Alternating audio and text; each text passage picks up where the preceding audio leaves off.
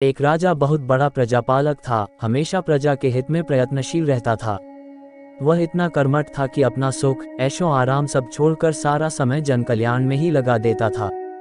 यहाँ तक कि जो मोक्ष का साधन है अर्थात भगवत भजन, उसके लिए भी वह समय नहीं निकाल पाता था। एक सुबह राजा वन की तरफ भ्रमण करने के लिए जा रहा था कि उसे एक देव के दर्शन हुए।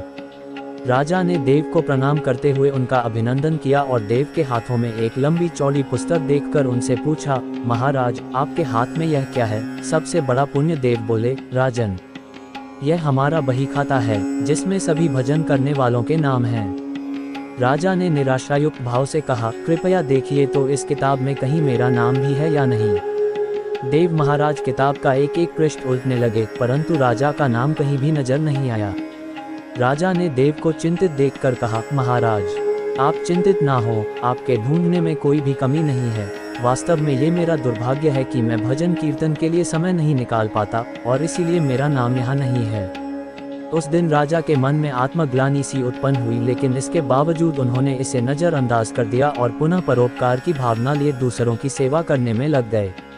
कुछ दिन बाद राजा फिर सुबह वन की तरफ टहलने के लिए निकले तो उन्हें वही देव महाराज के दर्शन हुए। इस बार भी उनके हाथ में एक पुस्तक थी। इस पुस्तक के रंग और आकार में बहुत भेद था और यह पहली वाली से काफी छोटी भी थी। राजा ने फिर उन्हें प्रणाम करते हुए पूछा, महाराज, आज कौन सा बही खाता आपने हाथों में लिया हुआ है? देव ने कहा, राजन, आज के बही खाते में उन लोगों का नाम लिखा है जो ईश्वर को सबसे अधिक प्रिय हैं। राजा ने कहा, कितने भाग्यशाली होंगे वे लोग, निश्चित ही वे दिन रात भगवत भजन में लीन रहते होंगे। क्या इस पुस्तक में कोई मेरे राज्य का भी नागरिक है? देव महाराज ने बही खाता खोला और ये क्या, पहले पन्ने पर पहला नाम राजा का ही था। राजा ने आश्चर्यचकित होकर पूछा, महाराज, मेरा नाम इसमें कैसे लिखा हुआ है? मैं तो मंदिर भी कभी कभार ही जाता हूँ। देव ने कहा, राजन, इसमें आश्चर्य की क्या बात है? जो लोग निष्काम होकर संसार की सेवा करते हैं, जो लोग संसार के उपकार में अपना जीवन अर्पण करते हैं, जो लोग मुक्ति का लोभ भी त्याग कर प्रभु के निर्बल संतानों की सेवा सहायता में अपना योगदान देते हैं, उन त्यागी महापुरुषों का भजन स्वयं ईश्वर करता है। ए राजन, तू मत पछता कि तू पूजा पाठ नहीं करता, लोगों की सेवा कर, तू असल में भगवान की ही पूजा करता है। परोपकार और निस्वार्थ लोक सेवा किसी भी उपासना से बढ़कर हैं। देव ने वेदों का उदाहरण देते हुए कहा, कुर्वन्नेवे कर्माणि जिजीविषेच्छ समाहेवान्त्वाप्नान्यतो अस्ति व कर्म लिप्यते नरे।